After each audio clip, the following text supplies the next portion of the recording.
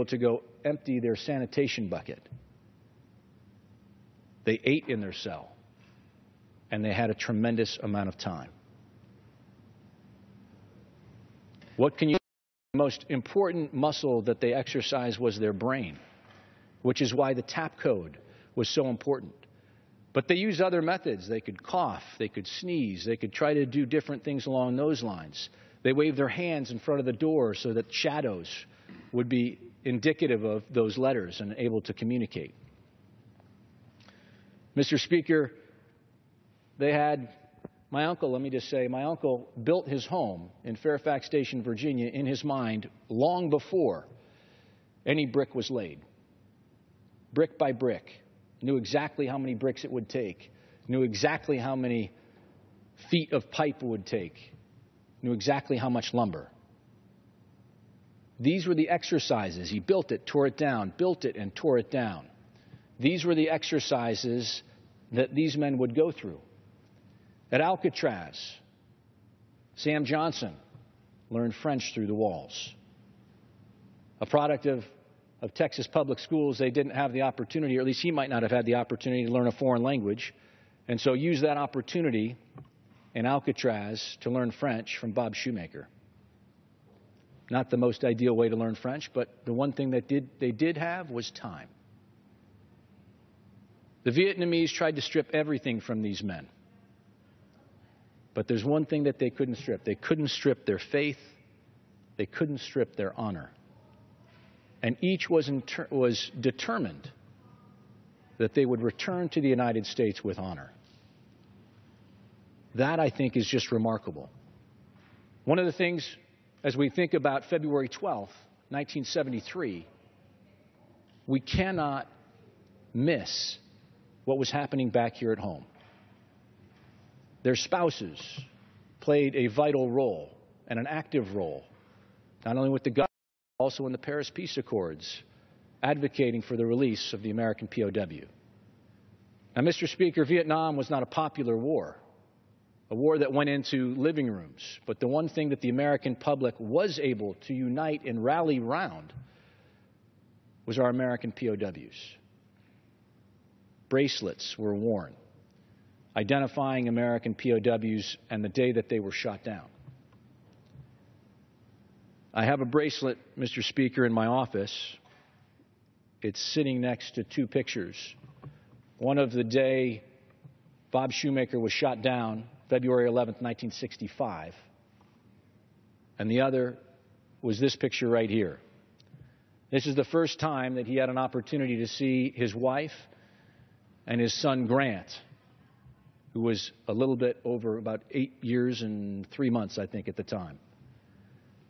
When he had been shot down, his son Grant was only about 3 months old. This is the picture of being reunited. Now, in 1973, Mr. Speaker, I know it's not the best picture for people to be able to view, but in 1973, the styles were a little bit different. So after the release, Bob Shoemaker called his wife, Lorraine, and wanted to make sure that she dressed in the fashion of 1965. So you can't see the go-go boots, but you can see the miniskirt. And that was how he had remembered her, and that's how he wanted to see her when he got off that plane. 8 years and a day for Bob Shoemaker. 7 years plus for Sam Johnson. 5.5 years for John McCain. Incredible stories. Torture. I can tell you that the finest servicemen tried to take their own lives because they thought they let their country down when they gave information to the Vietnamese. But they were pulled up by their comrades, by their other men who were next to them in these cells. There are a couple others that I think are particularly interesting, Mr. Speaker. Ev Alvarez actually was the first American POW. He was a U.S. Navy commander and was actually held in captivity for 8.5 years. Douglas Hegdahl was really a unique case. Most of the POWs were actually aviators, whether they were flying for the United States Air Force or the United States Navy. Doug Hebdahl was a guy that was in the Navy, but happened to be on a ship and came up, happened to be standing on the deck. The ship zigged when he thought it was going to zag, and over the side he went. And when he was picked up by the Vietnamese in civilian clothes, they thought he was a member of the Central Intelligence Agency. And when they put him in the Wallow prison, he started to just get along. One of the things that tap code that they tried to do each and every day is they would communicate who was newly into the prison. And when you think about trying to memorize the names of all the POWs, because if for some reason somebody were to be released or to escape, they wanted to make sure that the United States had the opportunity to know exactly who was in captivity. It was absolutely critical for them, critical for their families to be able to know that they were still alive. Well, there were a couple of folks, Mr. Speaker, that were released early. Say, not necessarily the tact that many of the other POWs would have taken.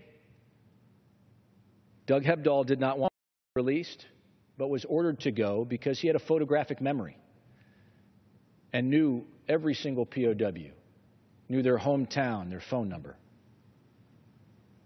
When he got back to the United States, he took his time to go to all of these places to visit the families of the POWs, to let them know that their son, that their husband, that their brother was still alive. He had memorized their addresses and phone numbers. Really a remarkable man. Bud Day, Mr. Speaker, another pilot that was shot down, sustained significant injuries while flying his F-100F. John McCain credits him for really saving his life while in captivity, was in really tough shape. Bud Day was awarded the Congressional Medal of Honor, as was Jim Stockdale. Each and every one of these men, certainly in the Alcatraz 11, were highly decorated for their efforts. But I think the thing that was most important to them is being able to return home with honor.